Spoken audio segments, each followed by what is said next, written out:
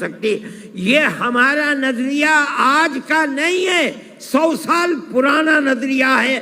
ہم پہاڑ کی چٹان کی طرح اسی نظریے کے اوپر کھڑے ہوئے ہیں. جمعیت علماء نے کام اسی بنیاد پر کیا ہے. ہم نے آسام کے اندر جہاں بی جے پی گورنمنٹ نے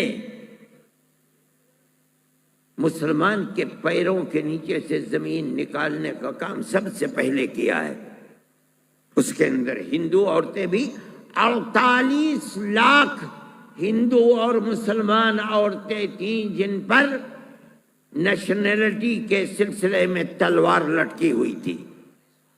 ہم نے حکومتوں سے بات چیت کرنی چاہیے، مگر ہم نے آخر میں یہ سمجھا کہ اگر کہیں کوئی کرن انصاف کی نظر آتی ہے تو وہ صرف اور صرف سپریم کورٹ میں نظر آتی ہے. سپریم کورٹ کے جو سب سے بڑے جج تھے گوگوئی، وہ خود آسام کے رہنے والے تھے. ہمیں بڑے خطرات تھے، ہم نہیں سمجھ پا رہے تھے کہ ہمیں انصاف ملے گا، لیکن اس کے سوا کوئی چارہ کار بھی نہیں تھا. جمعیت علماء ہند نے سپریم کورٹ کے دروازے کو کھٹکھٹایا.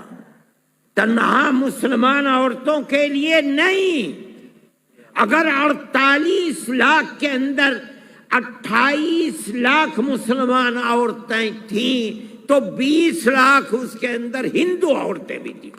جمعیت علماء ہند مولانا ارشد مدنی. ہم کورٹ کے اندر گئے اور ہم نے دلی کے بڑے سے بڑے وکیل کی خدمات کو حاصل کیا، جن کی ایک ایک دن کی فیس 15 لاکھ روپے ہوتی تھی. ہم نے لا کر ان کو عدالت میں کھڑا کیا. ہمیں اللہ کے کرم سے سب سے بڑا سہارا وہی انسان کے لیے ہو سکتا ہے. ہم کہتے ہیں کہ 100% نہیں، 101% ہمیں ہمارا حق ملا.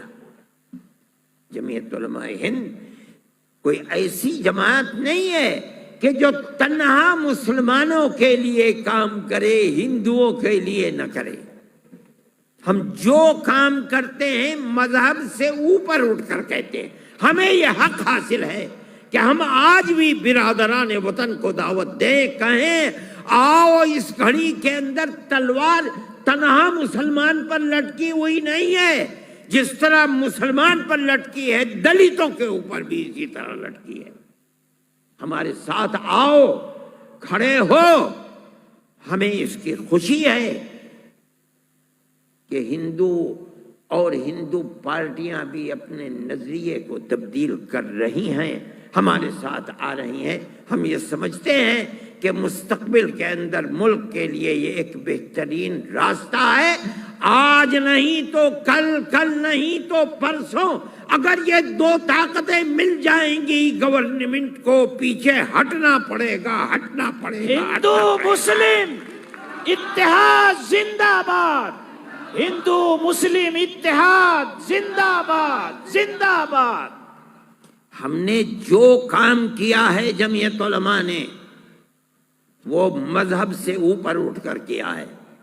یہاں گلزار صاحب بیٹھے ہوئے ہیں، دہشت گردی کے الزام میں جو لوگ پھنسے ہوئے ہیں اور پھنسے ہوئے تھے ان کے اندر ہندو بھی تھے، مسلمان بھی تھے. ہم نے ان کے کیسوں کو لوور کورٹ میں، ہائی کورٹ میں، سپریم کورٹ تک لڑا ہے.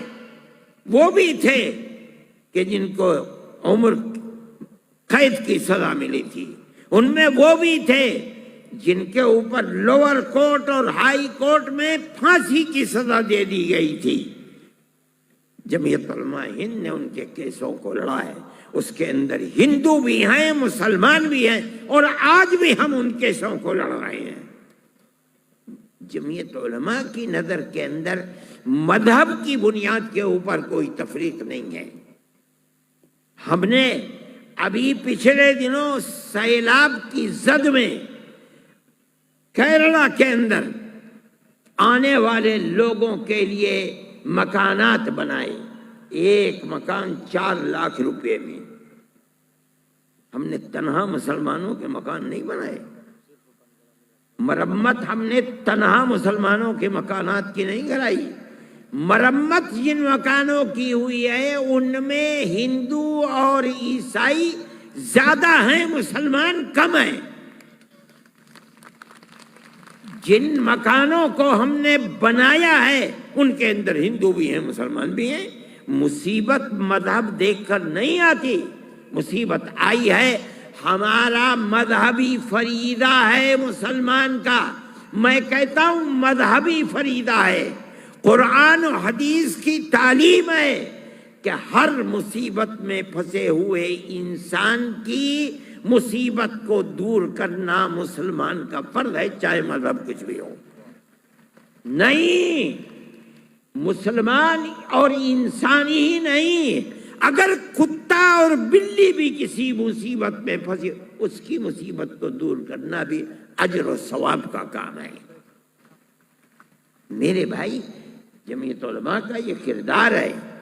آج کی ملک کی صورتحال انتہائی خراب صورت ہے، اور وہ یہ ہے کہ جو قانون آیا ہے اور جس قانون کے اوپر میرے بھائی میں نے جتنی تقریریں سنی بول رہے ہیں، وہ قانون CAA NPR NRC کا قانون ہے پورے ملک کے لیے. آسام کا ہندو اور مسلمان اس امتحان سے گزر چکا. اس کا جتنا اندازہ ہمیں ہے کسی دوسری پارٹی کو نہیں ہے. ہم جانتے ہیں اس لیے کہ جمعیت علماء آج سے نہیں، تقریباً 50 سال سے آسام کے اس مسئلے کے اندر رات اور دن شریک رہی ہے. یہ سمجھا جاتا تھا، وہاں کی فرقہ پرست پارٹی BJP یہ سمجھتی تھی کہ ہم 70-80 لاکھ مسلمانوں کو ووٹ کے حق سے محروم کر دیں گے. BJP گورنمنٹ کے اندر وہاں کی اسمبلی کے ممبر کھڑے ہو کر یہ کہتے تھے کہ ہم آسام کو دوسرا میانمار بنا دیں گے. اس کا مطلب یہ ہے کہ جو کچھ کیا جا رہا تھا ملک کے لیے نہیں، جو قیامت توڑی جا رہی تھی ملک کے لیے نہیں، وہ صرف اور صرف مسلمان کی بربادی کے لیے کی جا رہی تھی.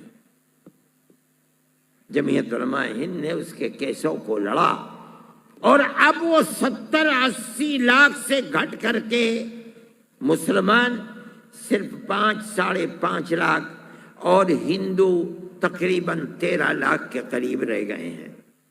خیر، ہندوؤں کے لیے گورنمنٹ نے CAA لا کر کے ان کو فائدہ پہنچانا چاہے، ہمیں اس میں کوئی اشکال نہیں ہے.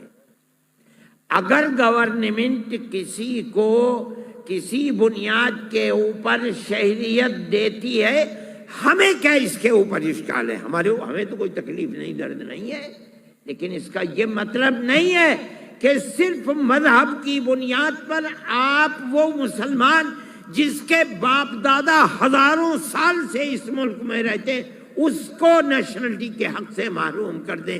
یہ نہیں ہوگا، نہیں ہوگا، نہیں ہوگا، انشاءاللہ نہیں ہوگا، نہیں ہوگا. حضرت مولانا ارشد مدنی، حضرت مولانا Arshad Madani, CAA NPR NRC. ہم جمعیت علماء ہند اس سلسلے کے اندر آگے بڑھ رہی ہے. ہم اس کو ملک کے لیے بہت خوش آئند سمجھتے ہیں کہ صوبائی حکومتیں مختلف پارٹیوں کی اس کے لیے کھڑی ہوئی ہیں کہ وہ اس قانون کو نہیں اپنے یہاں لاگو کرنے دیں گی. میں کلکتے گیا، وہاں کی حکومت جگہ جگہ لکھا ہوا ہے نو CAA نو NRC, نو NPR. میں کیرلا گیا، وہاں کی حکومت، میں پنجاب میں گیا، میں نے سنا پنجاب کے اندر، مجھے جانا نہیں ہوا، کہ وہاں کی حکومت نے بھی ریجیکٹ کر دیا، قطع نظر اس کے کہ آیا یہ صوبائی حکومتیں اپنے اس اعلان میں کامیاب رہ سکتی ہیں یا نہیں۔ میں یہ تو کہتا ہوں کہ اس قانون کے خلاف ہندو مسلم کے اندر نفرت تو پائی جاتی ہے۔ اسی نفرت کا نتیجہ ہے کہ جھارکھنڈ کے اندر BJP کو زمین چاٹنی پڑی، دلی کے اندر BJP کو زمین چاٹنی پڑی ہے۔ میں اس چیز کو ملک کے لیے بڑی خوش قسمتی سمجھتا ہوں۔ یہ تنہا مسلمان کا کام نہیں ہے۔ اگر ہندو اور مسلم اتحاد نہ ہوتا کبھی یہ نتیجہ نہیں آ سکتا تھا۔ ہندو مسلم اتحاد، ہندو مسلم اتحاد، کالا قانون واپس لو، کالا قانون واپس لو۔